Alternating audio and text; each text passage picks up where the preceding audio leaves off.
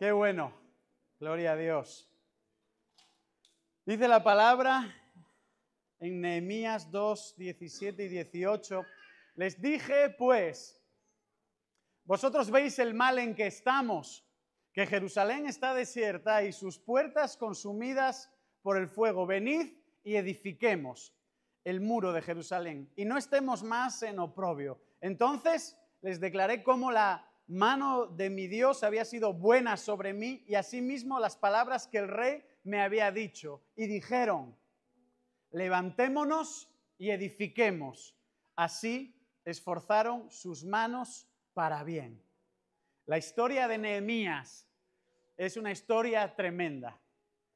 Si no la has leído nunca, te invito a que la leas, porque tiene una cantidad de enseñanza brutal, mucha enseñanza.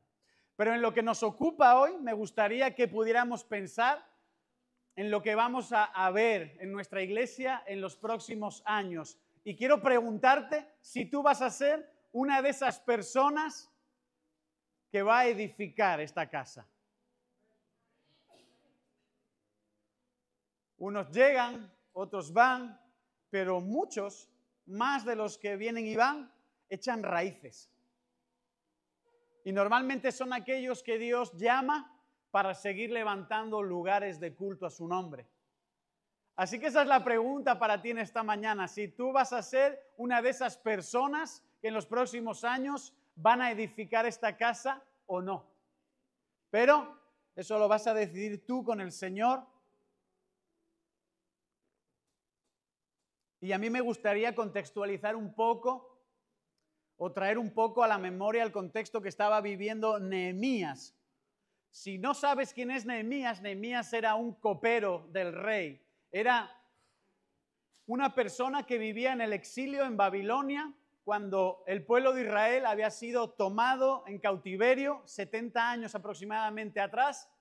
Incluso los historiadores dicen que probablemente Nehemías fue de los que nació en Babilonia. Ni siquiera nació en Jerusalén, ni siquiera nació en Israel. Y la labor de Nehemías de copero era una labor peligrosa. Él era el copero. Él era el que cuando le traían el vino al rey, lo probaba por si acaso estaba envenenado. Entonces, si estaba envenenado, chao. Pero hasta ahí el Señor lo guardó. Nadie logró llevarle ese veneno al rey. Así que un hombre, si empezamos a ir un poco más atrás, de mucha oración y de mucho ayuno. De hecho, Dios interviene en su vida en este momento porque él era un hombre conforme al corazón de Dios. Un hombre que amaba a Dios por encima de todas las cosas y que amaba su tierra sin probablemente haberla conocido. Él tenía una carga terrible por Jerusalén, a pesar de que no hubiera nacido allí, a pesar de que no hubiera estado allí nunca. Él amaba ese lugar. ¿Y quién le pone esa carga en el corazón a Nehemías? El Señor. Porque él era un hombre de oración y buscaba al Dios de sus padres. Ese era Nehemías. Entonces recibe la noticia de unos que vienen de Jerusalén, de que Jerusalén está en ruinas, está hecho polvo. Las murallas caídas, las puertas quemadas por el fuego, hecho nada, una pifia, muy mal. Y entonces dice la Escritura que cuando él escucha esas palabras, llora, hace duelo, ayuna. Y ni siquiera conocía aquel lugar, pero Dios había puesto en él algo especial por aquel lugar.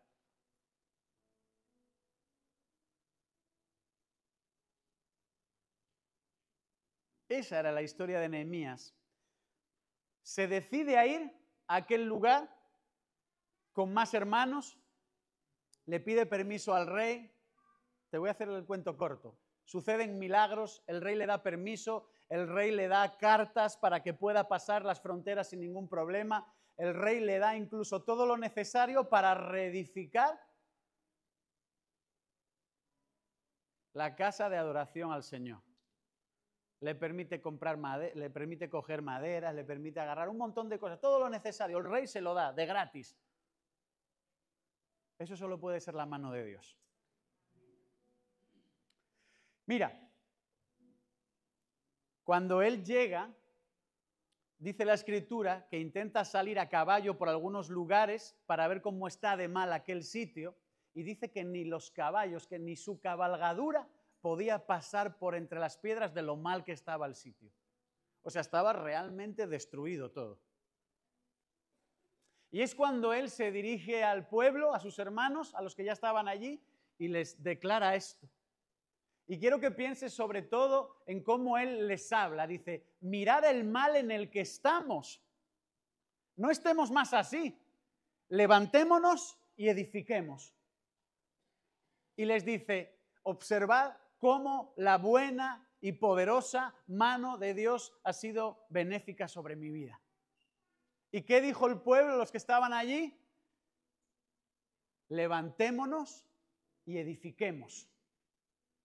Ahora, quiero preguntarte si tú en esta mañana y a lo largo de los próximos días, semanas, meses, años, quieres ser una persona a la que Dios pueda usar para edificar su reino. ¿Cuántos quieren edificar la casa de Dios? La casa de Dios en este tiempo no es solo una casa física como lo que vemos aquí. De hecho, esto no es la casa de Dios. Dios ha venido a hacer casa y morada en tu corazón y en mi corazón. Esa es la casa de Dios. Y Dios quiere edificar ahí su reino. Hay muchas cosas materiales que tenemos que edificar, cierto. Pero el reino de Dios hoy en día se edifica en corazones, en un ambiente espiritual, en algo que no se puede tocar, en algo que no se puede agarrar. Tu corazón, Dios vino a hacer una morada en tu corazón. Y Dios quiere preguntarte si de verdad en los próximos meses y años tú quieres ser una persona que edifica desde su corazón hacia afuera el reino de Dios. ¿Cuántos quieren edificar desde su corazón hacia afuera el reino de Dios? Porque hay necesidad. ¿Y sabes quién sabe que hay necesidad y no está dispuesto a dejarnos? El enemigo. Nehemías también pasó por todas esas circunstancias. Por poneros en contexto, ¿cuántos estuvieron el domingo pasado? Yo no sé qué pasó el domingo pasado, pero pasó algo bueno. Son de esas cosas que solo el Espíritu Santo sabe lo que hace, pero después recibimos varios WhatsApps, notas de audio, mira, el Señor hizo esto, el Señor hizo lo otro, qué bendición recibir todas esas noticias. Y eso es lo bueno, pero hay alguien más que sabe lo que está pasando, que es el equipo contrario. Y esta semana, en la noche del domingo al lunes, vinieron y nos dejaron un regalito en la puerta de la iglesia. Nos hicieron como una brujería ahí. Nos dejaron un cuenco ahí donde habían quemado algo, una estampita dentro y al lado 2 velones ahí bien grandes que se habían estado quemando hasta que se apagaron ellos solos toda la noche. Y yo vine por la mañana y ni lo vi. Y llegué por la noche, por si lo del apagón y todo eso, había pasado algo aquí y ni lo vi. Y llegué el martes a la hora del culto, tú mira todo el tiempo que había pasado. Y es cuando lo veo, Dios santo, ¿pero esto? Y eso tiene un significado y un trasfondo, y es el que lo ha hecho procura o intenta que llegue el mal y la oposición o a la iglesia o a los pastores de la iglesia. A mí me da igual, porque yo sé en quién he creído. Yo sé que mi Redentor vive. Yo sé que mi Redentor vive. No me da miedo eso. Pero simplemente para que nos sirva de ilustración, y no es la primera vez que nos lo hacen Agua Viva. Pero oye, cada vez que pasa eso, llegan más hermanos a la iglesia. Así que venga todos los días a hacer su brujería ahí. No importa. De hecho, los bendigo en el nombre de Jesús. Los bendecimos. Esa es la intención, bendecir y edificar ese reino aún sobre muchos de aquellos que hoy probablemente nos hacen brujería. Porque van a ser liberados. Van a ser liberados. Pero todavía no lo saben, quizá. Así que quiero que hablemos de esos 3 principios que en el libro de Nehemías también se vieron y que entran y salen de una parte a otra de la Escritura como si fuera una aguja que va cosiendo lugares por los cuales nosotros tenemos que caminar. ¿Lo estás pasando tú o lo pasaré yo desde acá? ¿Lo paso yo? A ver. 3 principios. El primero es, sacrificio y entrega. Sacrificio y entrega. El segundo, relacionamiento y generosidad. Y el último, la llenura del Espíritu Santo. Ser llenos del Espíritu Santo. Sacrificio y entrega. Hay un texto que está en 1 Corintios 3:13 que dice, su obra, la nuestra, se mostrará tal cual es, pues el día del juicio lo dejará al descubierto. El fuego la dará a conocer y pondrá a prueba la calidad del trabajo de cada uno. ¿Cómo está siendo? ¿De qué calidad tu trabajo para el reino de Dios? ¿Cómo estás edificando? ¿Con qué calidad? ¿Con qué entrega? ¿Cómo podrías medirlo? Si pudieras medirlo a tu propio entender y tuvieras que autovalorarte en el trabajo que tú haces para el Señor, ¿cómo lo valorarías? Bueno, regular, malo, excelente. Cada uno sabe, ¿verdad? Pero tenemos que hacer valoraciones ocasionalmente, tenemos que hacer auditorías de nuestra vida espiritual para saber si vamos bien o vamos mal, porque muchas veces por la costumbre caminamos por inercia, como el que echa una pelota a rodar y la pelota rueda porque es redonda. Pues así a veces nos comportamos los cristianos. Rodamos porque nos hemos hecho una especie de pelota alrededor de nuestra vida en el que nos movemos a base de liturgia y religión, pero no es lo que Dios quiere. Dios no quiere liturgia y religión, ¿eh? No quiere nada de eso. Mira, desde el capítulo 3 del libro de Nehemías y hasta el capítulo 6, versículo 15, dice que ahí se concluye la obra de la reconstrucción de esa muralla. 52 días es un tiempo récord. En ese tiempo, Nehemías, con todos los que quisieron, porque no todos quisieron, reconstruyeron la muralla. Pero no todos quisieron. Y si yo te cuento esto así, todos sonarían muy fácil, ¿vale? Demasiado resumido, ¿no? Es como que lees un capítulo y después de 15 minutos leyendo, lees que han llegado a la culminación de la edificación de esa obra, pero no es tan fácil porque por el medio de todos esos capítulos ha habido cosas feas también, ¿sabes? Quiero invitarte a que los leas, no los voy a leer hoy, pero mira, en medio de todo eso hubo, aparte de esfuerzo y duro trabajo, hubo enojo, hubo intención de parar la obra, hubo ataques del enemigo, hubo burlas, hubo escarnio, hubo hermanos que abusaban de otros hermanos en forma material, les tenían como esclavos porque en un momento dado unos hermanos habían pedido un préstamo a otros hermanos para poder salir adelante, no lo pudieron pagar y entonces aplicaron la ley, la tenebrosa ley en ese caso de que como no puedes pagar, pues ahora tú te conviertes en mi esclavo. Fíjate, entre hermanos se esclavizaban. O hubo oposición y amenazas del enemigo, hubo de todo. Tienes que leer esta historia porque yo creo que todavía ningún director de Hollywood la ha descubierto, si no, ya hubiera hecho una película. Seguro. Pero quiero resaltar dos posicionamientos que tú también puedes escoger cuando estás edificando una gran obra. Cuando tú estás edificando la obra de la iglesia, aquí se dan dos ánimos, dos espíritus, dos posicionamientos, dos opiniones, llámalo como quieras, que suceden en este momento. Y dice el capítulo 3, versículo 5, dice que los de Tecoa reconstruyeron el siguiente tramo de la muralla. Y dice a continuación, aunque sus notables no quisieron colaborar con los dirigentes. Cuidado. Ahí estaban los de etiqueta, los principales, los que no se quieren manchar, los que no quieren llenarse las manos ni los pies de barro, los que no se quieren hacer una herida por coger las piedras. Ellos no, esa obra no, porque Jehová no me lo ha dicho a mí.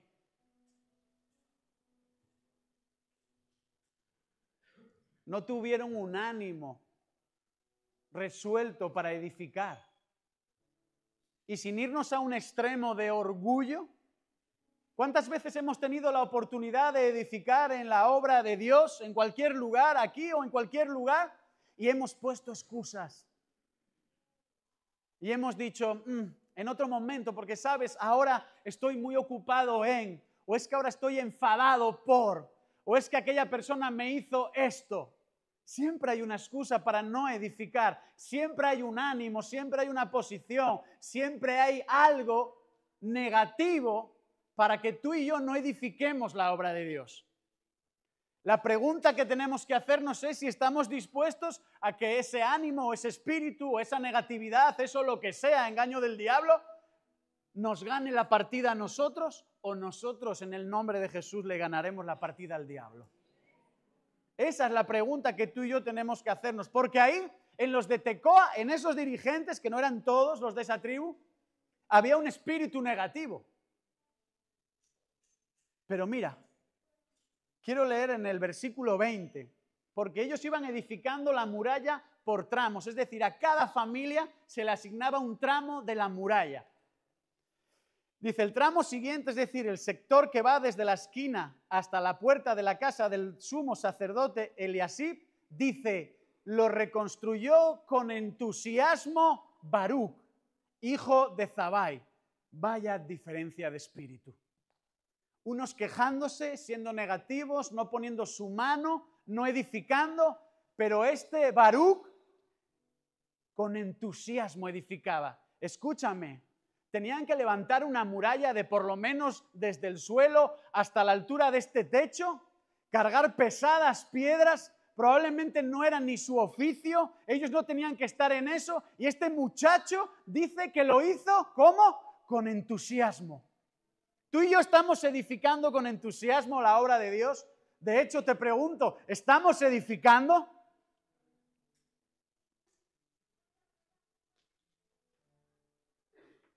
Porque a veces hay personas que te dicen, vengo a ayudar, ¿qué hago? Bueno, venga, dime, es que tengo que marchar a tal hora. Y es que eso a mí no me gusta hacerlo, ¿puedo hacer otra cosa? No, hombre, ese no es el ánimo, ese no es el espíritu. Yo quiero que tengas el espíritu de Baruc, que cuando te pidamos algo, igual que los que estamos pastoreando la casa o en la alabanza o en cualquier otro ministerio, se nos pide coger una escoba y barrer los suelos o limpiar los váteres, tengamos el entusiasmo que tuvo Baruc para hacer lo mismo. Que tengamos el mismo entusiasmo para venir hoy a la iglesia aquí por la mañana, que todo es muy bonito, pero como muchos hacen también el domingo por la tarde, comiendo rápido, largarse a otro pueblo, porque allí no hay obra y también tenemos allí que edificar el reino de Dios. Y lo hacemos con entusiasmo por las cosas del Señor. ¿Cuántos quieren ser de aquellos de verdad que sirven al Señor con entusiasmo? Con entusiasmo, no con cara de haber chupado un limón. No, esos no los quiero.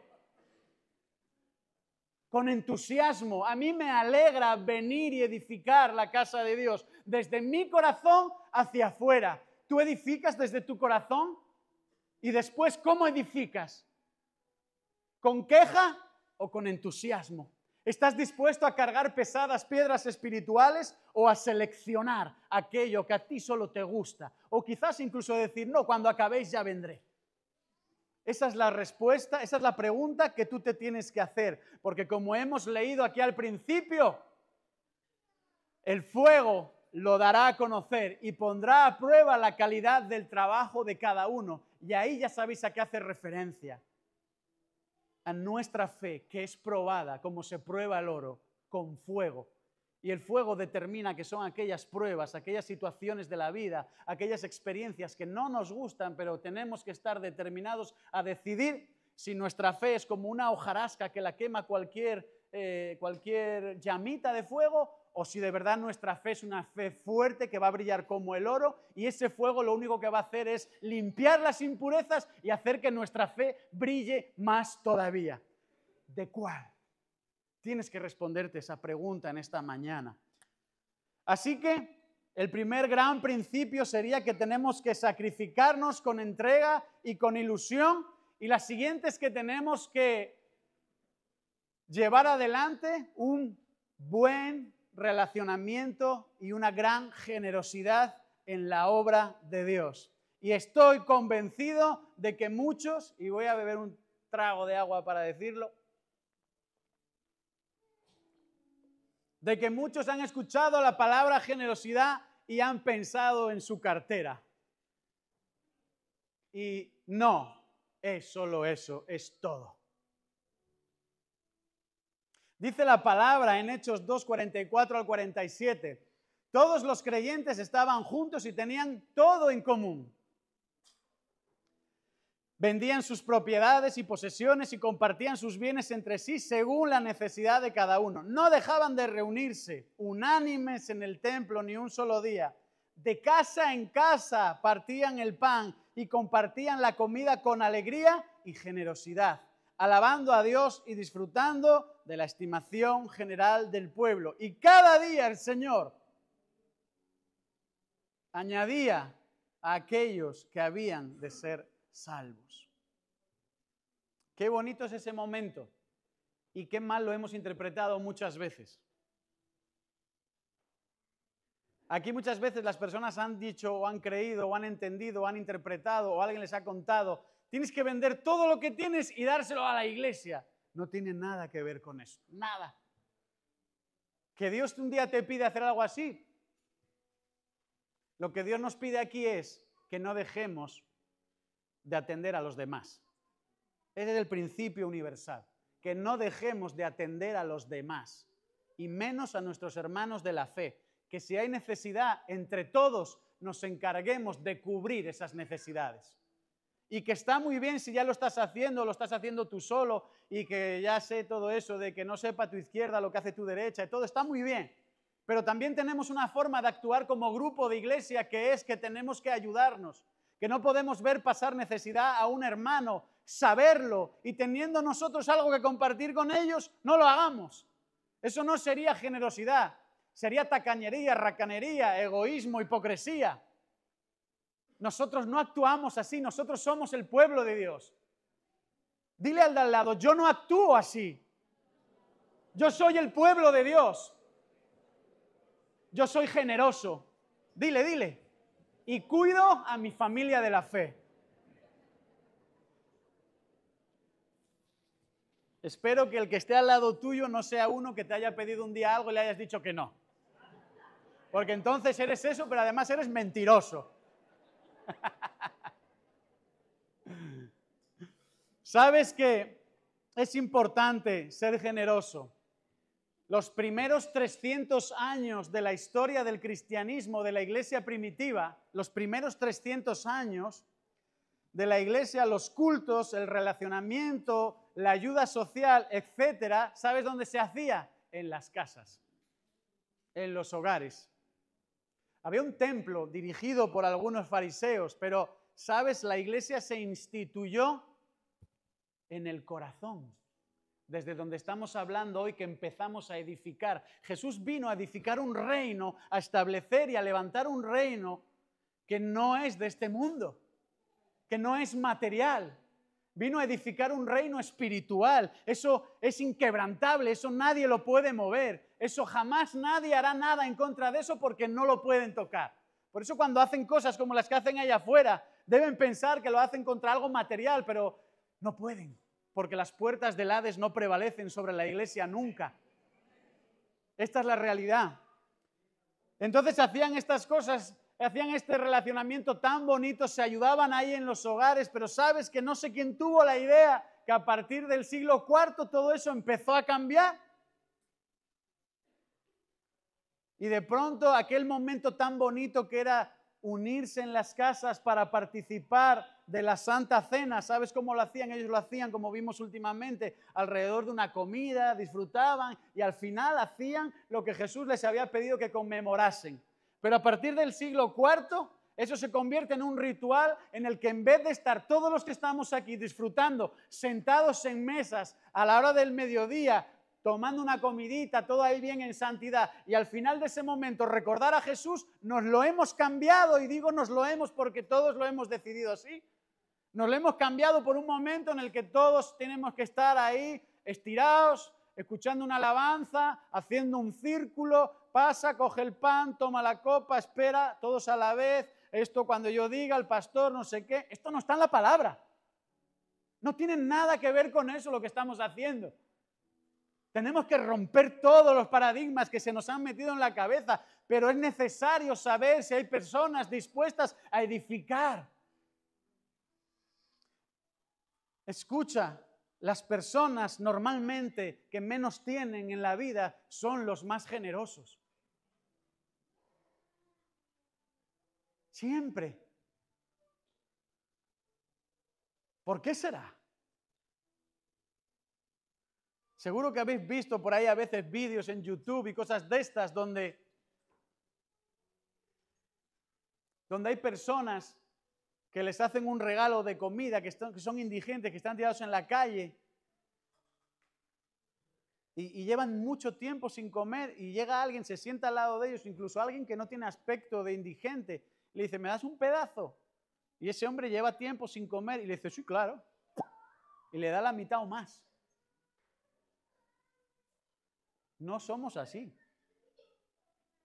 Y nosotros, como pueblo de Dios, tendríamos que ser así. Nosotros sí tendríamos que ser así. ¿Estamos aquí? Miren al techo. Miren. Miren, ¿eh? Estoy empezando a ver algunos parpaditos ahí. Voy a vender palillos antes del culto, para que se pongan uno así. ¿Sabes? En aquel tiempo, las familias cristianas de aquella época compartían una casa, que normalmente era un lugar. No había como divisiones dentro de la casa como tenemos ahora, un bañito, 2 o 3 habitaciones, la cocina, el trastero, no había nada de eso. Y ahí no convivía una familia con sus 2 hijos, con un hijo, con sus 3 hijos, si somos generosos en estos tiempos, no. Ahí llegaban a convivir hasta 3 y 4 generaciones. Esa era la familia cristiana tipo de aquel momento. Y eran generosos en todo lo que tenían, cuidaban, compartían, pero compartían todo. Porque a través de esas relaciones, por eso estoy diciendo que es importante, a través de esas relaciones hablaban de Cristo a las personas. ¿Sabes? Las familias que vivían en Roma en aquella época, los cristianos, los gentiles convertidos al cristianismo, la densidad de Roma en aquel momento, por traerlo a un contexto equiparable, que podamos entenderlo, es similar, en aquella época del cristianismo, es similar a si tú vas a un concierto ahora de música, voy a poner un cantante así, a Juan Luis Guerra, que es santo, y tú vas, y el concierto de Juan Luis Guerra está petado, o sea, está hasta los topes, hasta arriba, hasta la bandera, ¿sabes? O sea, no cabe más ni un alfiler, está ahí. Está el hombre ahí cantando una alabanza y todo eso, y está el concierto, no cabe nadie más. Esa era la densidad de la población normalmente en Roma cuando aquellos cristianos se estaban relacionando y siendo generosos. ¿Te imaginas vivir día a día en ese semejante lugar? Y aún así los cristianos que hacían, hablaban de Cristo, compartían las necesidades, iban a otros lugares. Mira, es que esta familia, la que está allá arriba, nos va a costar llegar, pues sí, pero necesitan un poco de comida, que no sé qué, ¿sabes? Y se las ingeniaban y ninguno de la familia de la fe pasaba necesidad. Se relacionaban, tenían favor con el pueblo y el Señor, ¿qué hacía? Por supuesto que ante ese testimonio y esa predicación de vida añadía cada día a la iglesia los que tenían que ser salvos. Tú y yo nos estamos relacionando intencional e inevitablemente con las personas.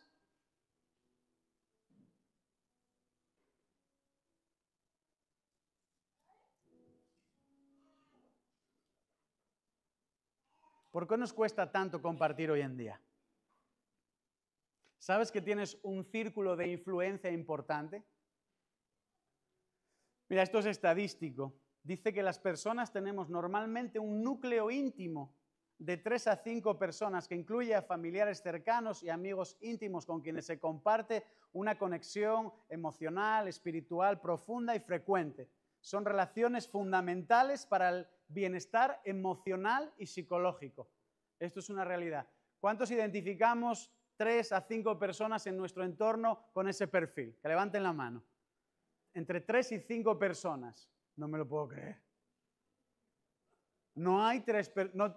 Santo. Incluye al perro. Levantamos la mano.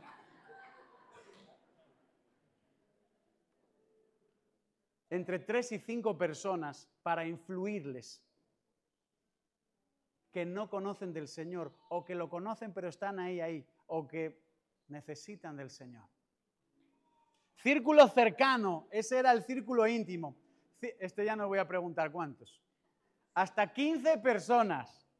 Aquí se encuentran amigos cercanos y familiares con los que se mantiene contacto regular y se comparten experiencias significativas.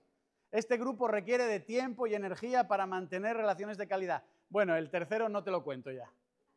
Vamos a quedarnos entre el primero y un poco del segundo. A poco que te pares a mirar. ¿Cuántos de los que estáis aquí vais todos los días a la tienda a comprar el pan? O algo, a comprar algo. Dios mío, ¿qué vivís? En una burbuja y no salís a la calle, no habléis con personas. ¿Sabes? Allá afuera hay gente así como tú, caminan, tienen brazos, hablan también. ¡Aleluya! ¿Sabes que hay vida en este planeta? ¡Aleluya! ¿Cuántos saben que hay más personas que los que estamos aquí?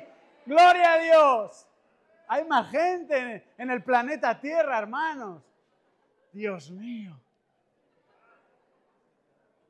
Señor. Se acabó la prédica. Ya no. Aleluya. Que no compran pan porque están todos a dieta. Ya.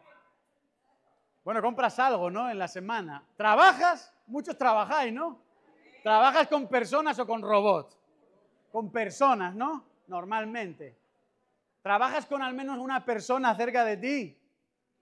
¿Tienes vecinos? Aleluya.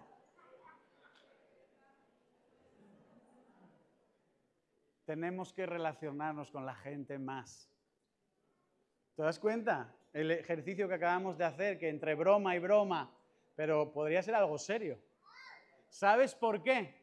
Porque hemos creído que es suficiente ir de casa al culto y del culto a casa, al trabajo y a casa, pero nos hemos olvidado de algo o lo hemos confundido. A veces creemos que evangelizar, tener relación con las personas, solo influye cuando sale el grupo de jóvenes a hacer evangelismo o aquellos que se consideran evangelizadores, pero que sepas que la labor del evangelismo y de hablarle al mundo de Cristo es obligación de todos los cristianos. Tengas o no tengas el talento, tengas o no tengas el don, Dios te dice, id y predicad. Id, es un imperativo, es una orden. Y no lo estamos haciendo.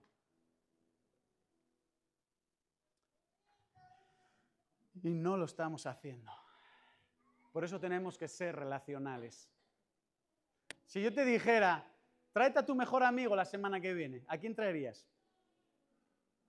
O tráete a ese que le has hablado muchas veces, que estoy seguro que el Señor le va a poner en su corazón venir. ¿A quién traerías? Bueno, pastor, es que yo no soy de España, ¿sabes? Entonces no tengo muchos amigos. Ya, mira, el pastor es español y tampoco tiene muchos amigos, lo hace igual de mal que tú.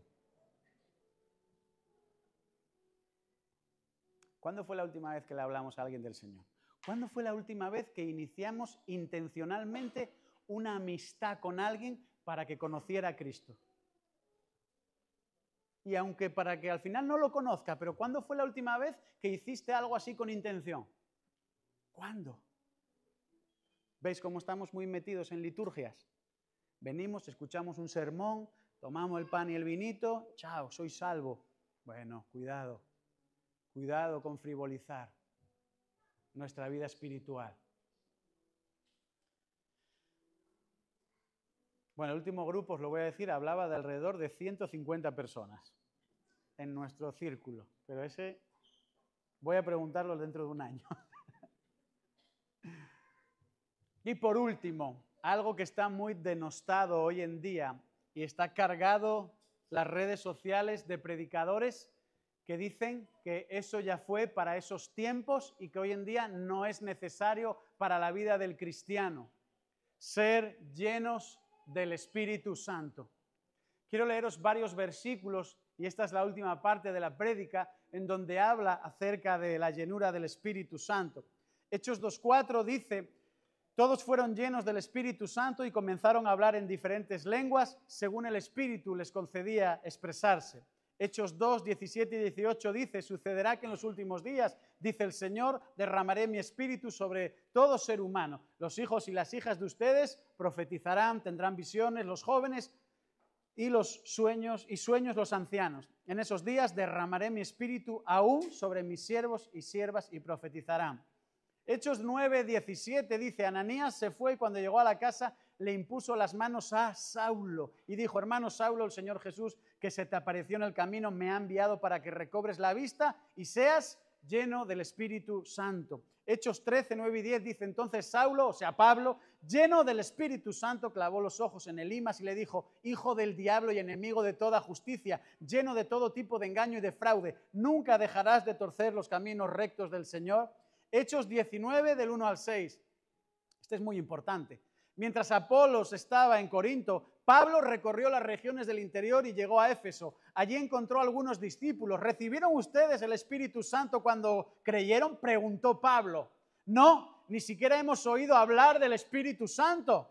Respondieron entonces. ¿Qué bautismo recibieron? Preguntó. El bautismo de Juan, respondieron. Pablo les explicó, Juan bautizó con un bautismo de arrepentimiento y le indicaba a la gente que creyera en él, que creyera en el que vendría después de él, es decir, en Jesús. Al oír esto fueron bautizados en el nombre del Señor Jesús. Escuchen esto.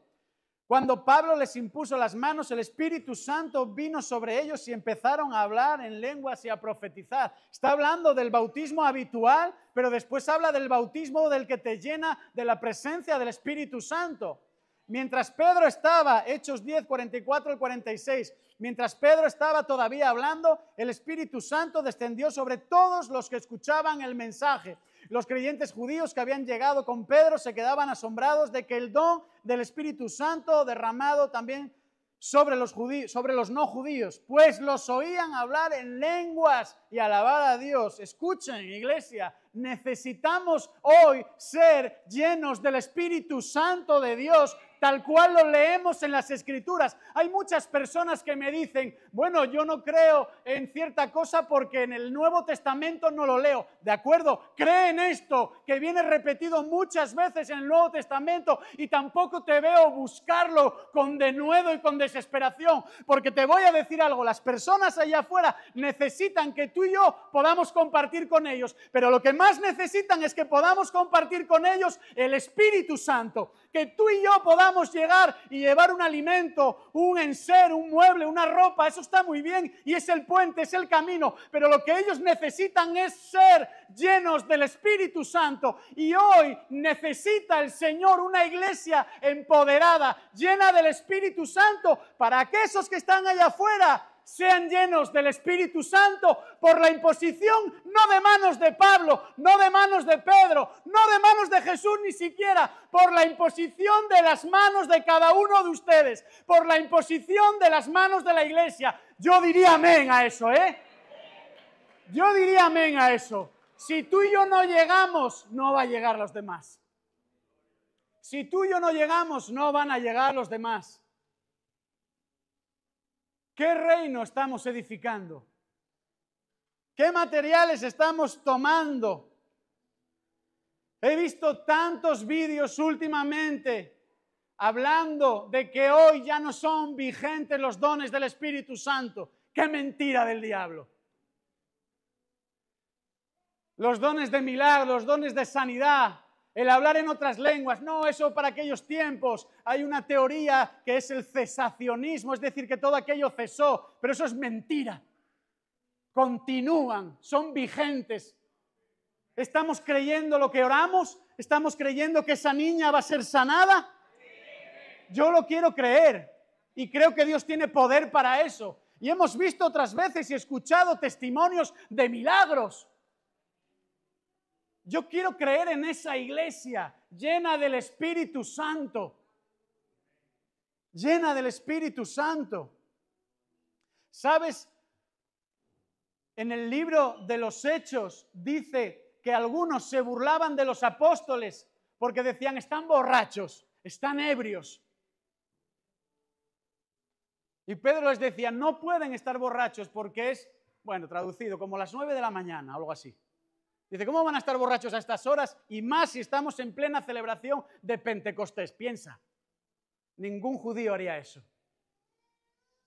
Y hay una palabra, cuando dice que el Espíritu Santo les daba esas lenguas conforme para que hablasen, ese hablasen, si tú lo traduces desde el griego, la palabra es, a ver si la sé decir, apotengomai, que significa una articulación verbal inspirada por el Espíritu. Y escúchame, esa articulación verbal inspirada por el Espíritu puede transformar hasta tu forma de hablar.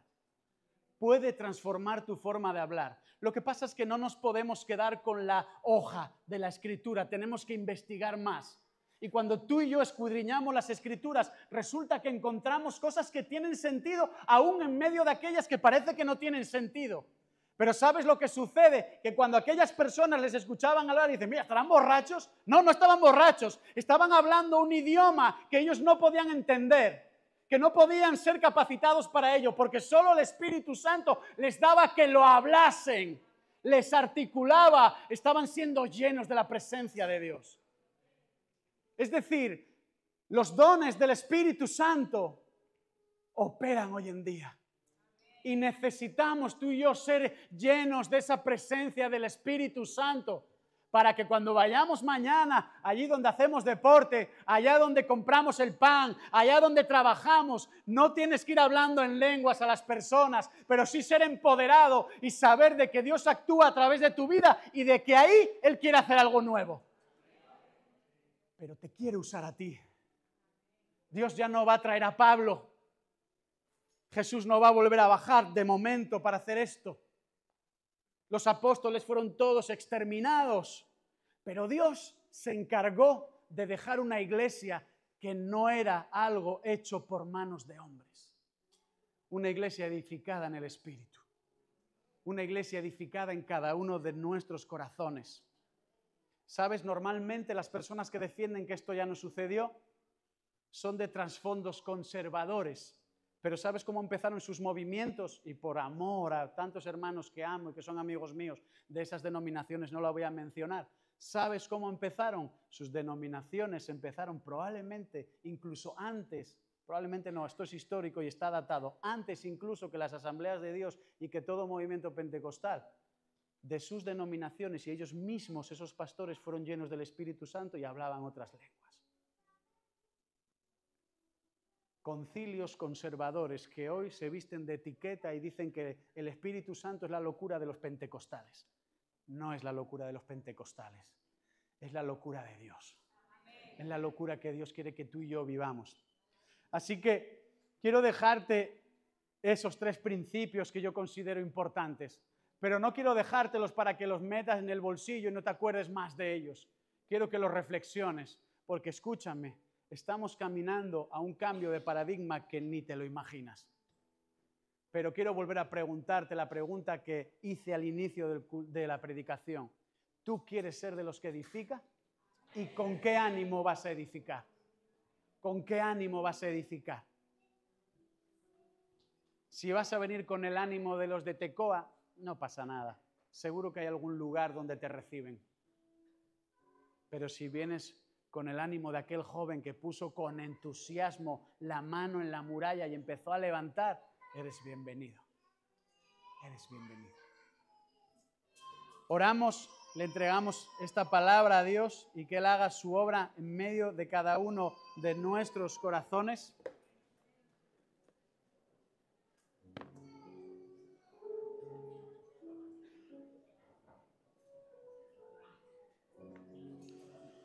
Quiero orar por todos aquellos que en los últimos meses habéis llegado y que quizás Dios os está hablando como para sumarse a la edificación de la iglesia y que pensemos en si de verdad quiero aceptar esa invitación o no. Hay todos los lugares del mundo para servir en la iglesia. Pero vamos a pedirle al Espíritu Santo que haga esa obra.